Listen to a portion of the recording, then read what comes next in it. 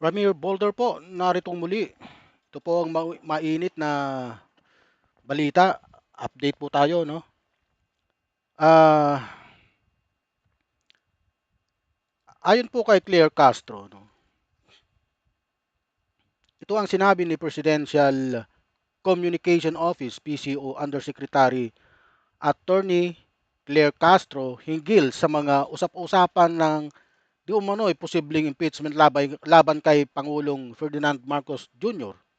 Pero kung ang pag-uusapan po natin ay breach of public trust dahil nabanggit ito tungkol sa di umano'y pagpirma na sa GAA, yung General Appropriation Act. Ang Pangulo po ang unang-una, hindi po siya nagnakaw ng pera. Pangalawa, siya po ang nagpapaimbestiga sa mga malyang flood control project. Pangatlo, wala po siyang Mary Grace Piatos, ani Castro. Ayon po kay Castro, handa umano sa lahat ng pagkakataon ang Pangulo dahil sa ginagalang nito ang konstitusyon. Dapat lang po na igalang natin ang konstitusyon. Lahat po tayo, wala pong exempted dyan. Mapa presidente ka hanggang sa pinakamababang estado ng tao.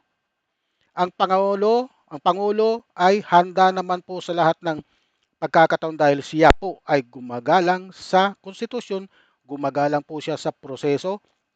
Saad ni Castro sa ginaganap na press briefing ng Palasyo ngayong Lunes, Enero 12. Ang Pangulo po ay wala po siyang Mary Grace Piatos. Yan po ang mga binitawang kataga ng ating PCO Undersecretary Claire Castro.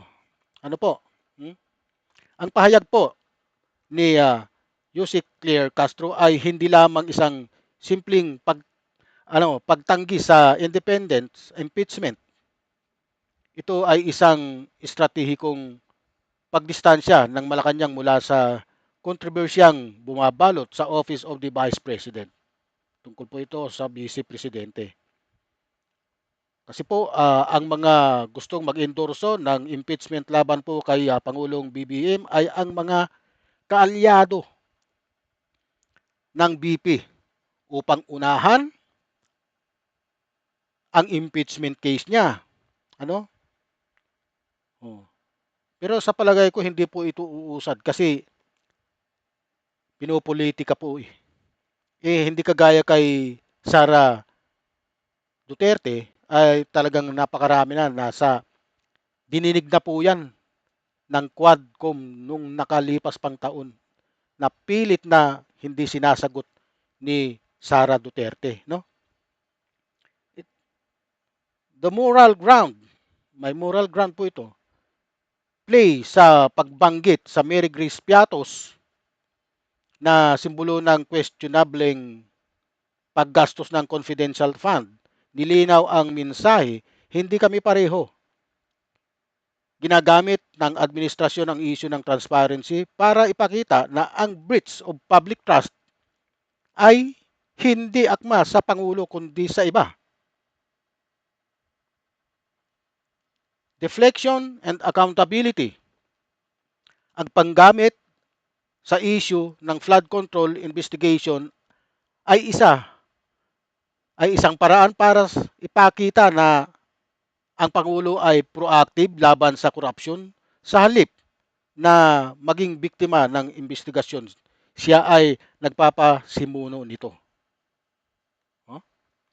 Weaponizing the Constitution.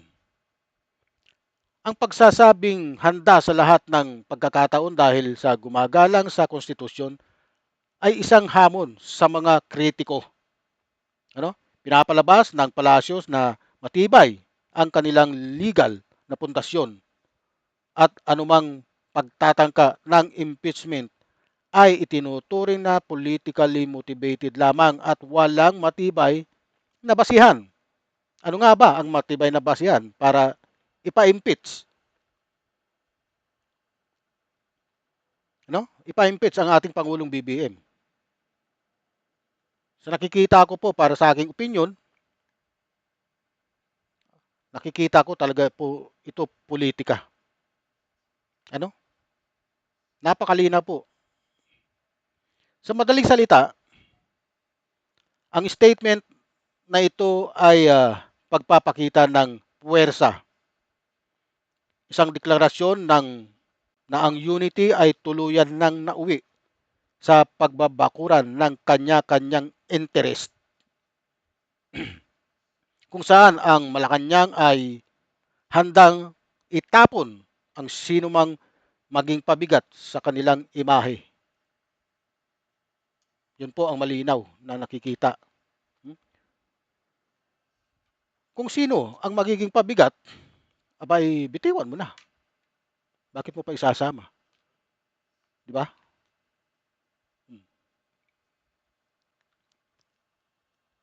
Yan po ang ulat, mainit na mga pasabog na balita ngayon. Ano po?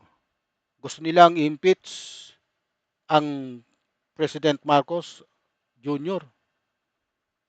Betrayal of public trust daw.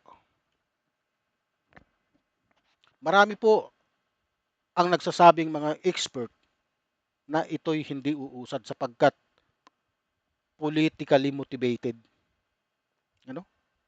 Hindi kagaya yung impeachment ni Bibi Sara, talagang dumaan sa proseso ng investigasyon na pilit na tinatalikuran ni Bibi Sara. Ayaw niyang sagutin yung mga tanong kung saan napunta yung confidential at intelligence fund ng OBP. Ano?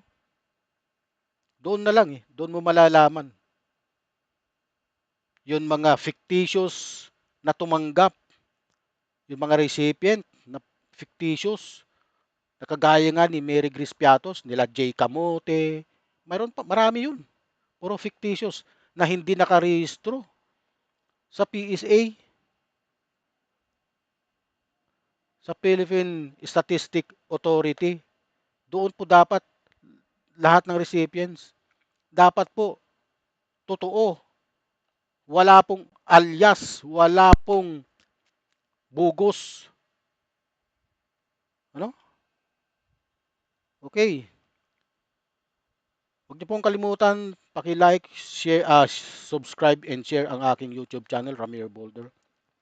Pati na rin po ang aking Facebook page. Huwag niyo pong kalimutang i-follow ang Ramir Boulder. Salamat po.